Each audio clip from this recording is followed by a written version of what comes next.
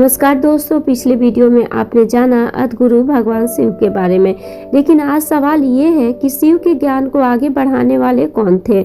आज हम बात करेंगे सप्त ऋषियों के बारे में, जिन्होंने पूरे मानव समाज को ज्ञान, धर्म और जीवन जीने की सही दिशा दी। जब भगवान शिव ने योग और ज्ञान का परम रहस्य जाना तो उन्होंने यह ज्ञान हर किसी को नहीं दिया। कई लोग आए, कुछ समझ नहीं पाए और धैर्य नहीं रख सके और रास्ते से लौट गए। लेकिन 7 लोग ऐसे थे जो पूरे समर्पण, पूरी निष्ठा और अटूट धैर्य के साथ शिव के सामने बैठे रहे।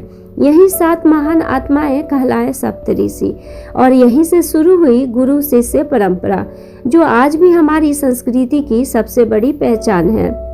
अब आइए एक एक करके सप्त ऋषियों को जानेंगे। ऋषि वशिष्ठ हैं पहले ऋषि, महान ब्रह्मज्ञानी, भगवान श्री राम के गुरु, जिन्होंने सिखाया शांति, संतुलन और धर्म।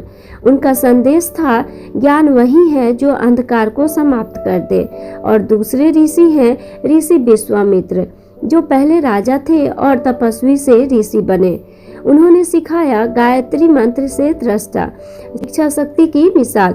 उनका संदेश था इच्छा शक्ति से इंसान अपना भाग्य बदल सकता है। और तीसरे ऋषि हैं ऋषि कश्यप, अनेक वंशों के जनक, सृष्टि विस्तार के ज्ञाता, और उनका संदेश था संतुलन ही सृष्टि का सबसे बड़ा नियम है।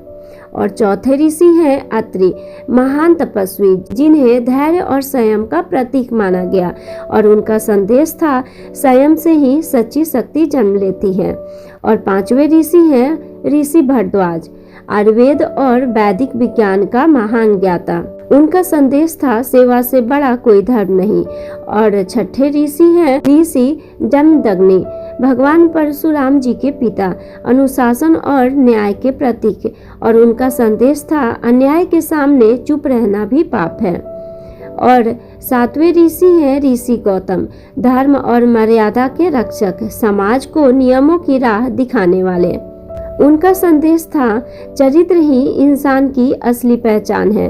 तो सप्त ऋषि केवल साधु नहीं थे, वे ज्ञान के स्तंभ थे। उन्होंने वेदों का प्रचार किया, समाज को नियम दिए, शिक्षा की नींव रखी और धर्म को जीवन से जोड़ा।